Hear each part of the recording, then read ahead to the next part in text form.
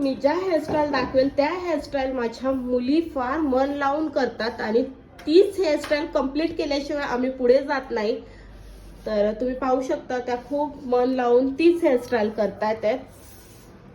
आणि सगळ्यात महत्त्वाचं माझं एकच असतं की एखादी हेअरस्टाईल शिकवले तर ती कंप्लीट झाल्याशिवाय पुढे जायचे नाही, तेव्हाच जाऊन हात बसतो.